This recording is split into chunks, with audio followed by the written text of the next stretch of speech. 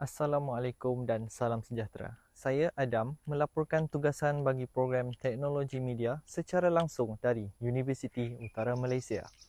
Di belakang saya ketika ini merupakan salah satu kawasan yang biasanya menjadi tumpuan utama ribuan pelajar setiap hari. Namun, tinjauan saya mendapati suasana di sini berubah sepenuhnya menjadi sunyi sepi. Ketiadaan pelajar di kawasan ini adalah berikutan cuti sempena perayaan Krismas. Hampir kesemua warga kampus telah mula pulang ke kampung halaman masing-masing, meninggalkan ruang-ruang kuliah dan dataran riadah ini tanpa sebarang pengisian. Keadaan lenggang di Universiti Utara Malaysia ini memberikan satu pemandangan yang jarang-jarang dilihat pada hari biasa. Suasana hening ini dijangka akan berlarutan sehinggalah sesi kuliah bermula semula selepas tamat cuti nanti.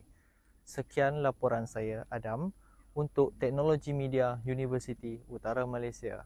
Kembali kepada rakan setugas di studio.